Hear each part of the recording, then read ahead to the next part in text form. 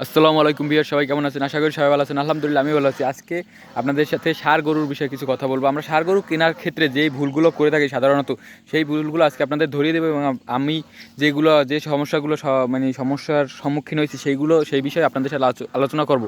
আমরা ষাঁড় গরু কেনার ক্ষেত্রে দেখা যায় কি, বাছুর একেবারে ছোটো বাছুর কিনি, গরু ভালো দেখে বাছুর কিনি, তারপর আইসে দেখা যায় কি ওই বাছুর আর বড় হয় না। ওই ক্ষেত্রে আমাদের ষাঁড় গরু কেনায় লস হয়ে যায়।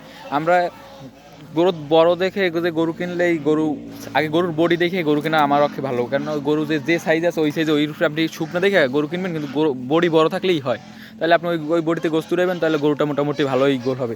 আর দেখা যায় বডি ছোটো বড় হইবে, ওটা বাহি করতে পারবে। অনেক সময় দেখা যায় গরু বলেই না, কিন্তু আপনি যদি দেখা বুঝে গরু কিনতে পারেন তাহলে মনে করেন যে গরুর ব্যবসা ভালোই লাভবান। এই যে আমি গরুটা কিনছি, এই গরুটা মাত্র 40,000 টাকায় কিনছি।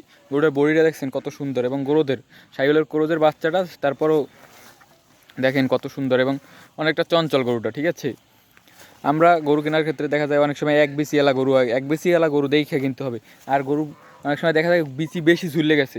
আমার এই দেখেন এই বিচি অনেক ছোট, এই গরুগুলো অনেক গ্রোথ হয় এবং অনেক বড় হয়, কিন্তু আমরা অনেক সময় বিচি ঝুলে গেছে, গরু ছোট, বুঝি যে গরু বড় হবে, শিং ওঠে নাই। শিং দেখে যে গরু চেনা যায় এরকম না, দাঁত দেখবেন, দাঁত দেখে তারপর দাঁত না হইলে আপনার ওই গরুটা মনে করেন যে বলবে, কিন্তু দাঁত ছাড়া দাঁত দাঁত এক দাঁত হয়ে গেছে কিন্তু গরুর শিং ওঠে নাই। দেখা যায় ওই রকমের অনেক গরু আছে বাজারে।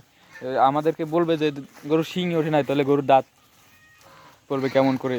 এইসব বিষয়ে ফরিয়ারা অনেক কিছু দালালেরা আমাদেরকে ভুল বুঝাইয়া তারপর গরু কেনা, এই কারণে আমরা নিজে কেনার চেষ্টা করবেন। দালাল নিয়ে গরুর বাজারে না যাওয়াই ভালো। আচ্ছা, আর যারা এই ধরনের ভিডিও প্রতিদিন পেতে চান তাহলে আমার ইউটিউব চ্যানেলটি সাবস্ক্রাইব করে রাখবেন।